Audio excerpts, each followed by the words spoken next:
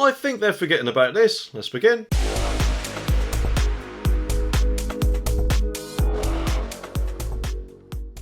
Well, why does it seem nowadays that when people or companies say they need more money, not far into the future, something always seems to come out to make you think, well, actually, no, they don't. And in fact, they're wasting a load of it. And the same could actually be said for the NHS if these stories are anything to go by. Oh no, we do need money, Tibble, quick, they've found out, think of something else, quickly! Well, I heard recently that if you click the subscribe button down there, then they'll somehow create a job position which apparently isn't woke, like maybe a doctor or something like that. The article says that a crisis hit ambulance service which has left sick pensioners waiting for hours for help is hiring ahead of inclusion and engagement on up to £65,000 a year. The Wash Ambulance Service, whose motto is being our best, wants an executive to ensure its 4,000 strong workforce has a culture of dignity and respect. The job advert says they will lead and implement an equality, diversity, engagement and inclusion agenda for the trust.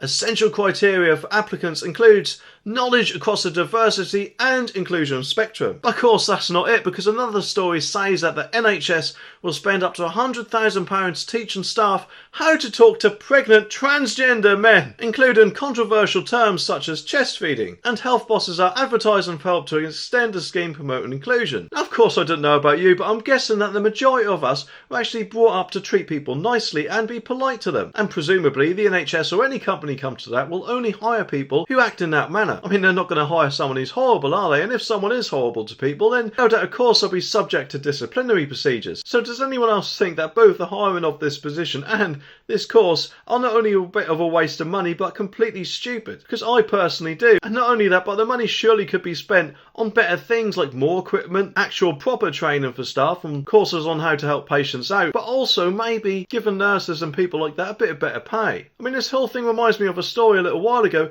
about a period dignity officer who was a bloke, who, if I'm sure I remember rightly, got sacked when the story hit the papers. Last night though, the job ad was blasted by campaigners is yet more taxpayers' money on wokery. Elliot Cack Investigations, campaign manager at the Taxpayers Alliance, said, "These right-on roles are a waste at the best of times. With the ambulance service in poor health, they are frankly indulgent. These funds should be used on frontline services." And regarding the second story, maternity staff will get pronoun alerts and language preference warning when discussing patients' bodies.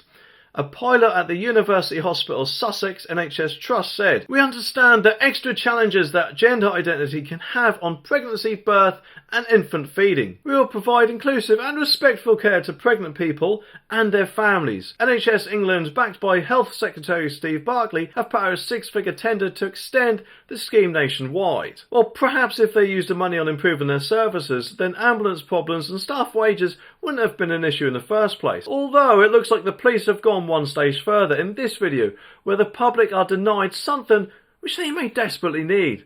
Anyway, subscribe for more and I'll see you in the next one.